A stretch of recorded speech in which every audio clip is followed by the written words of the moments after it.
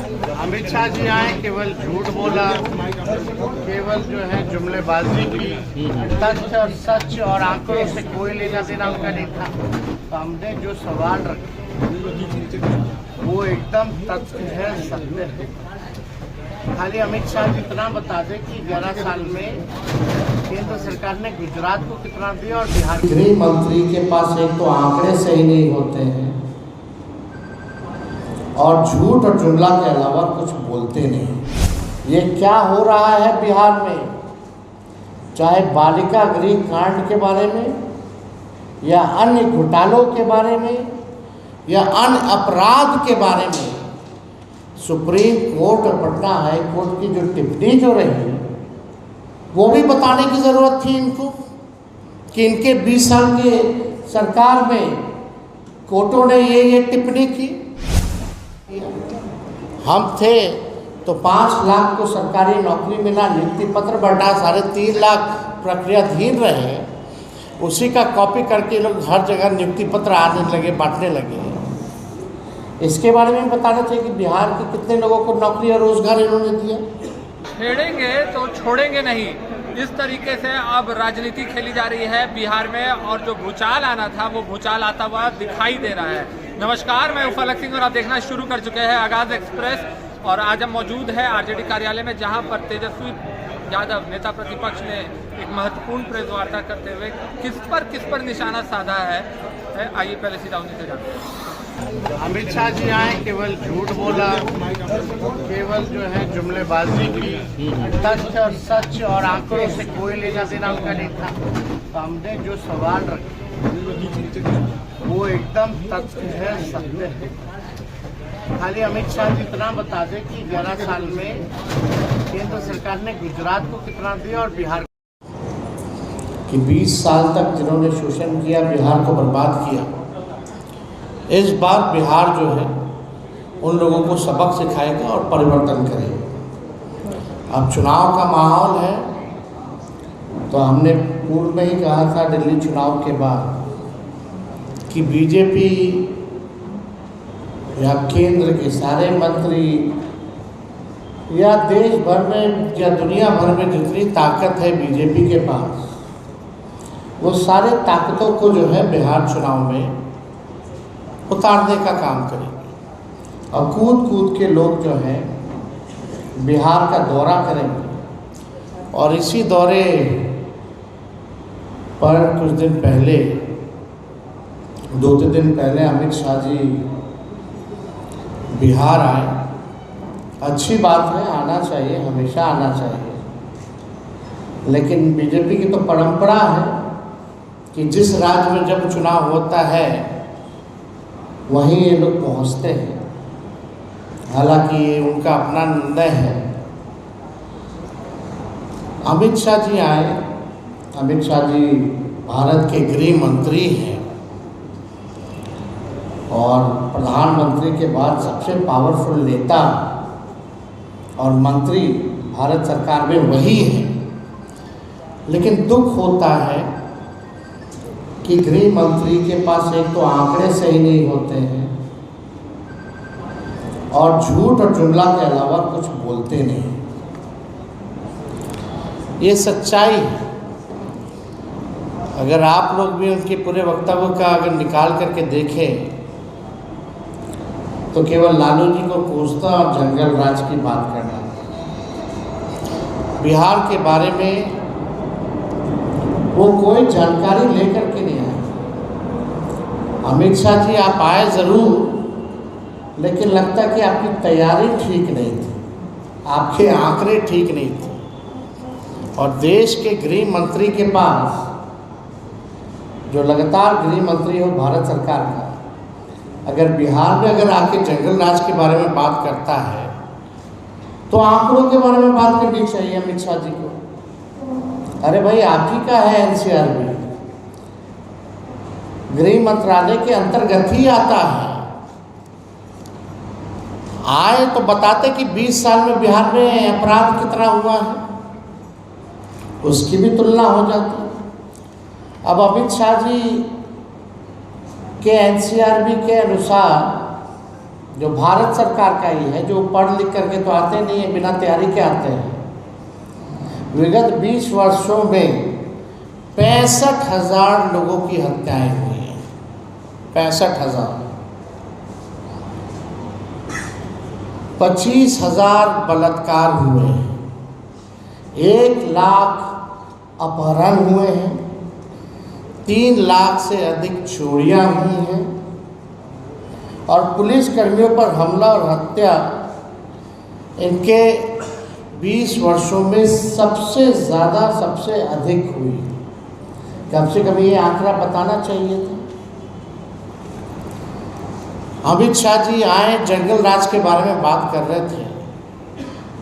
इनके प्रधानमंत्री जब आए थे तो 40 घोटालों का जिक्र किया था बिहार में नीतीश जी के। अगर अमित शाह जी आए तो सुप्रीम कोर्ट की जो टिप्पणी बिहार सरकार को, एनडीए सरकार को लेकर के रही है, वो भी बताना चाहिए। शर्मनाक, अमानवीय, दुर्भाग्यपूर्ण, लापरवाह, बेहद डरावना, बेहावा बिहार सरकार क्या कर रही है। ये क्या हो रहा है बिहार में, चाहे बालिका गृह कांड के बारे में या अन्य घोटालों के बारे में या अन्य अपराध के बारे में। सुप्रीम कोर्ट और पटना हाई कोर्ट की जो टिप्पणी जो रही, वो भी बताने की ज़रूरत थी इनको कि इनके 20 साल के सरकार में कोर्टों ने ये टिप्पणी की। ये जंगल राज के बारे में बात करते हैं, और जब जंगल राज का टिप्पणी उच्च न्यायालय ने जब किया तो वो कोई लॉ एंड ऑर्डर को लेकर के नहीं किया था, एडमिनिस्ट्रेशन को लेकर के नहीं किया था, बल्कि पटना नगर निगम को लेकर के किया गया था।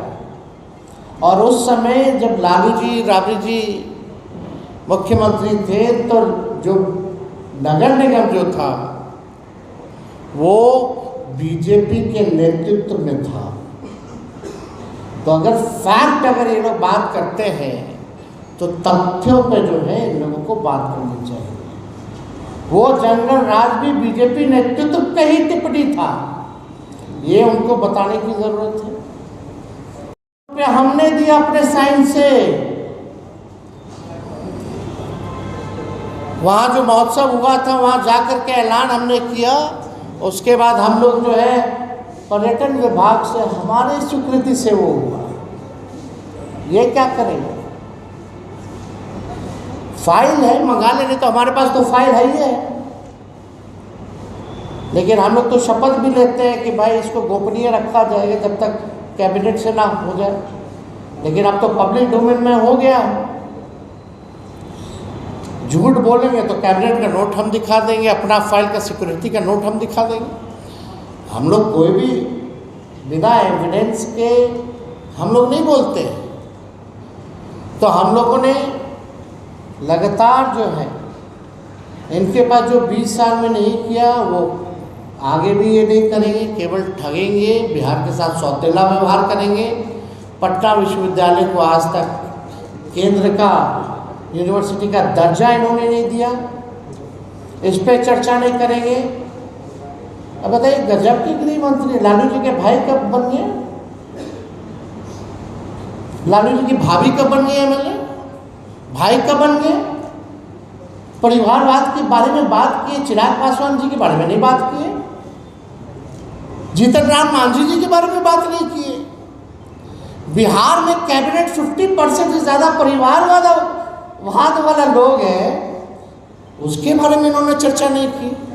अद्भुत है गृह मंत्री। इसलिए जब आज प्रेस कॉन्फ्रेंस की शुरुआत हम कर रहे थे तो हमने बोला ये बिना तैयारी के आ गए।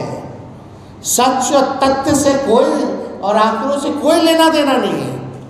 कितना झूठ बोलेंगे महाराज, अब तो बस कीजिए। कितना लोगों को झूठ बोल करके बरगलाने का कोशिश करेंगे अमित शाह जी। हमको तो बोलना ठीक नहीं लगता है, क्या क्या ये लोग हम लोगों के बारे में बोलते हैं। हम तो केवल मुद्दे की बात कर रहे हैं। आप अगर छेड़िएगा तो हम छोड़ेंगे थोड़ी। होंगे गृह मंत्री, बिहार के देश भर के गृह मंत्री हैं, लेकिन कम से कम एनसीआरबी का तो आंकड़ा पढ़ें। गृह मंत्री का काम क्या है? देश को एक रखना। और अमित शाह जी का काम सब जनवे करता है।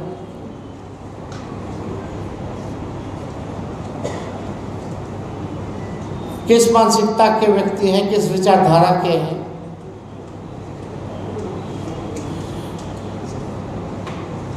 आए बिहार तो थोड़ा स्टडी करके आए, अगली बार से हम मोस्ट वेलकम।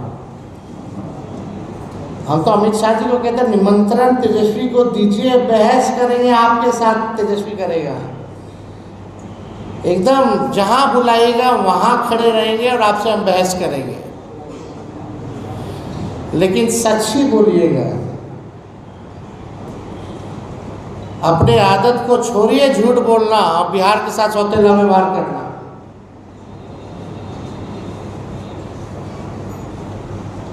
हर बार लालू जी लालू जी लालू जी। लालू जी ने कारखाना दिया रेलवे का 4।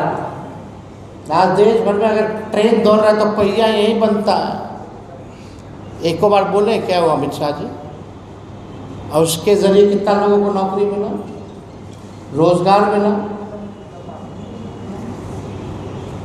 90,000 करोड़ का लालू जी ने मुनाफा दिया।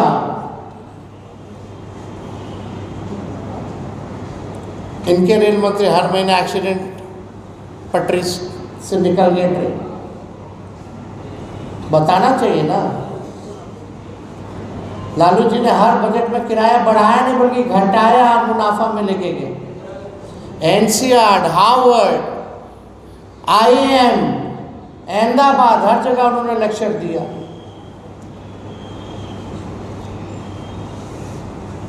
और लालू जी विदेश भी गए तो टेलीप्रॉम्प्टर पे नहीं बोले अंग्रेजी।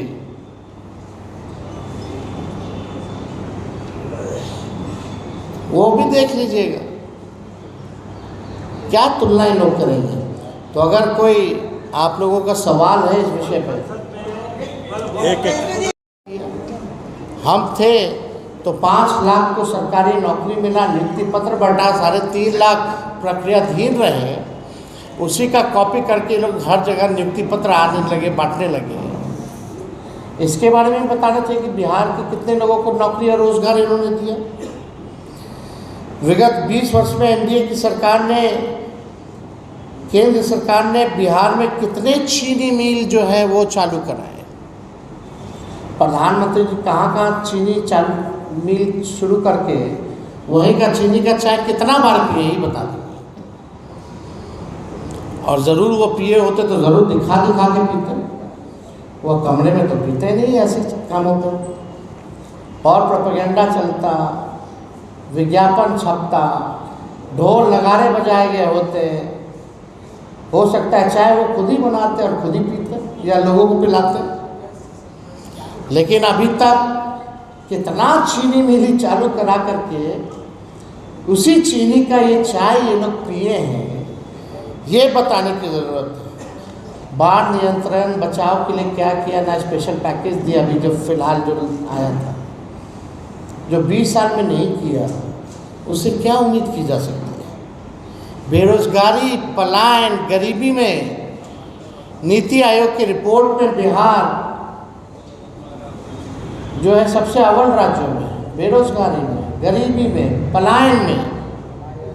इसमें एक बारे में भी इस बारे में कोई चर्चा जो है इन्होंने नहीं किया।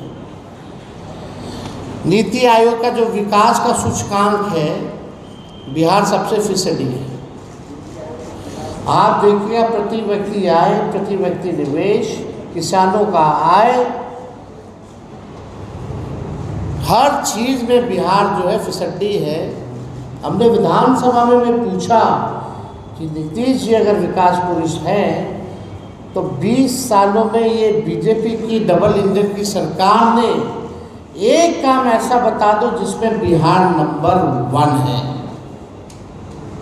एक काम बता दे जिसमें बिहार नंबर 1 है। कितने इन्होंने डबल इंजन की सरकारों ने उद्योग धंधे या निवेश लाए। हम लोग थे तो 50,000 करोड़ का 17 महीने में हम लोगों ने निवेश लाया। उसी कैबिनेट में 17 महीने में रीगा चीनी मिल की शुरुआत कैबिनेट से हम लोग जो है पास हम लोग करवाए। ये हम लोगों से पूछते हैं कि क्या किया लालू जी ने, क्या किया? अरे 17 महीने का हम ही बता देते हैं। आईटी पॉलिसी हम लोगों ने बनाया, टूरिज्म पॉलिसी हम लोगों ने बनाया, स्पोर्ट्स पॉलिसी हम लोगों ने बनाया, 5 लाख को नौकरी, 3.5 लाख नौकरी प्रक्रियाधीन। आपका नियोजित शिक्षकों को 4.5 लाख सरकारी कर्मी का दर्जा, 20 शहरों में एसटीपी, 4 जगह मेडिकल कॉलेज हम लोगों ने कराने का काम किया। इंजीनियरिंग कॉलेज तो हम अपने विधानसभा विदुपुर भी लेके गए। महुआ में मेडिकल कॉलेज हो, गोपालगंज में मेडिकल कॉलेज हो, समस्तीपुर का हो, ये सहरसा का जो हो, हम लोगों ने अनुमति दी। हम लोगों ने मानदेव, चाहे तालीमी मरकज हो, विकास मित्र हो, टोला सेवक हो, शिक्षा मित्र हो, आंगनबाड़ी हो, इनके मानदेव को हम लोगों ने दुगुना कराया। आरक्षण 65% कराया। आप लोगों ने क्या किया, जरा उसका हिसाब दीजिए। हम लोग स्वास्थ्य विभाग में आप जा करके देखिए, छापा मारते थे रात भर कि स्थिति ठीक है कि नहीं है। 200 दवा मुफ्त मिलती थी, 600 बढ़ाया हम लोगों ने। साफ सफाई करवाया हम लोगों ने। क्या स्थिति थी अस्पतालों की? 700 डॉक्टर को पहली बार जो 10 साल से गायब थे, एक साथ हमने कैबिनेट ले जाकर के बर्खास्त कराया। आज तक पूरे देश में नहीं हुआ। एएनएम हो, जीएनएम हो, जितने हर विभाग में जितने रिक्त पदे थे उनको भरने की कवायद उस समय शुरू की गई। और आप लोगों ने क्या किया? बिहार का टूरिज्म को लेकर के जापान तक हम लोग गए। निवेश लाने के लिए 50,000 करोड़ निवेशकों से मिले, बुलाया गया उनको बिहार में पहली बार। लेकिन आप लोग क्या करें? तो देखिए, विकास की अगर बात करें, बिहार की अगर बात करें, तो इन लोगों का केवल बस चुनाव तक ही संबंध बिहार से रहता है। प्रधानमंत्री जी आएंगे और ये बोलते हैं अमित शाह जी कि जानकी मंदिर बनवाएंगे। थानों में कितने लोगों की तो हत्या हो गई थानों में। ये गंभीर मसला है। पुलिस का काम जो है न्याय करना है, लोगों को सुरक्षा देना है।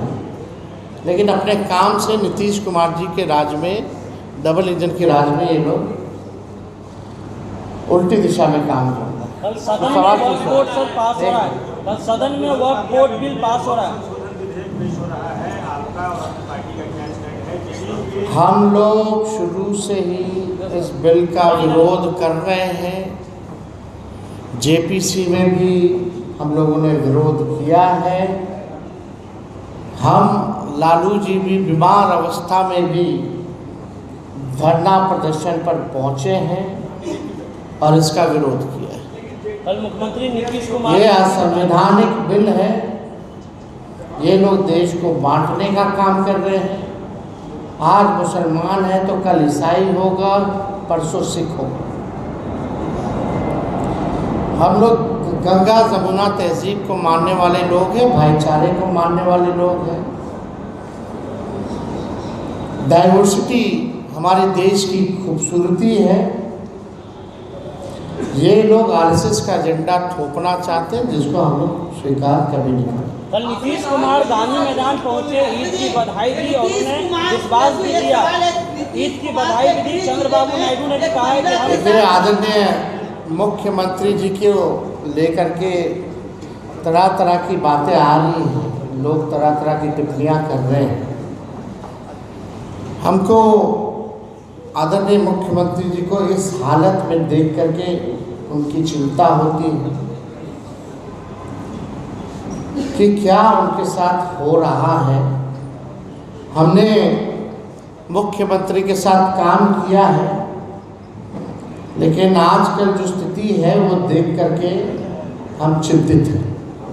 सर, IGMS के प्रिंसिपल हैं गुहा जी, उन्होंने पत्र लिखा है कि हमको आत्महत्या कर लेना चाहिए। स्वास्थ्य महिला के साथ सामूहिक बलात्कार किया गया है नीतीश कुमार के। सर, IGMS के प्रिंसिपल हैं रंजीत गुहा, IGMS के प्रिंसिपल है रंजीत गुहा। महिला के साथ उसके पति के सामने बलात्कार किया गया है नालंदा में। नहीं लगा, हम तो बता रहे ना, अपराध देखिए ना, 25,000 बलात्कार हुए हैं, 65,000 हत्याएं हुई हैं। इसका कौन हिसाब देगा? ये जंगलराजी तो है। कानून व्यवस्था आप चले जाइए, प्रत्येक दिन 200 राउंड गोलियां चल ही रही हैं। ऐसा कोई जिला नहीं है जहां हत्या, अपहरण, बलात्कार नहीं हो रहे हैं।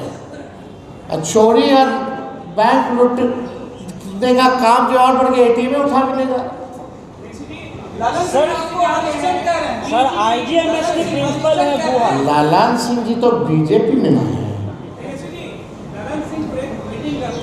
लालन सिंह तो बीजेपी में है। वो तो जिधर अभी अमित शाह कहेंगे उधर उधर उठेंगे, बैठेंगे, नाचेंगे। कांग्रेस चुनाव में आपका नेतृत्व स्वीकार नहीं कर रहे। हम और AJP ये तीनों अपने आप को सेक्युलर पार्टी बताते हैं और कल संसद में जब बिल पेश होने जा रहा है, तीनों से थोड़ी देर पहले ललन सिंह और संजय गांधी मुलाकात की। कोई मतलब ही नहीं इन लोगों का, इन पे टिप्पा टिप्पणी करके कोई मतलब ही नहीं। ये तीनों लोग जो हैं, कुर्सी है तो आप इनसे कुछ भी कहवा, कुर्सी दे दीजिए तो कुछ भी कहेंगे।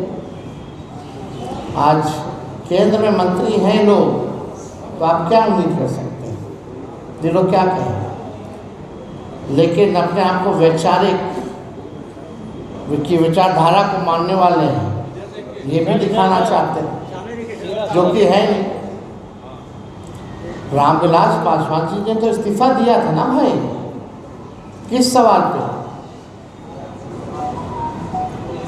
किया था? उसके बाद पाकिस्तान भी गए थे ट्रेन से, हमारे पिता भी थे उस समय। जरा ये सवाल पूछा जाए क्यों इस्तीफा दिया गया था? आरक्षण के बारे में ये लोग चुप रहते हैं। पहले कुछ लोग शराबबंदी हुमच के बोलते थे, आज टोटल यूटर्न मारे हुए। सबसे ज़्यादा दलित जेल में है, लोग बोला करते थे, आज बोल रहे हैं। इन लोगों को कोई मतलब है? इन लोगों को केवल कुर्सी से प्यार। चलिए, हो गया। जैसा कि हमने देखा और सुना, साफ तौर पर तेजस्वी यादव का जो निशाना रहा है वो राजनीति के चाणक्य अमित शाह पर निशाना साधा है। उन्होंने साफ तौर पर कह दिया है कि अमित शाह जिस तरीके से बिहार दौरे पर आए हैं और लालू यादव पर निशाना साधा है, उन्हें बोलिए कि सीधा 1-to-1 करे तेजस्वी यादव से। और साथ ही में नरेंद्र मोदी पर भी उनका निशाना सीधा गया है। कहा है कि गुजरात में जितना काम हुआ है, बिहार में उसका आधा भी नहीं हुआ है। और जहां तक बात रही नीतीश कुमार की, तो नीतीश कुमार को राजनीति छोड़ देनी चाहिए। और एक बार फिर से नीतीश कुमार की मानसिक हालात पर तेजस्वी यादव कटाक्ष करते हुए नजर आए हैं। और नीतीश कुमार के शासनकाल में जितने भी घोटाले और धांधली और हत्याएं और रेप जैसी वारदात हुए हैं, उस पर सवाल उठाते हुए नेता प्रतिपक्ष नजर आ रहे हैं। जुड़े रहे हमारे साथ, देखते रहे आगाज एक्सप्रेस। धन्यवाद।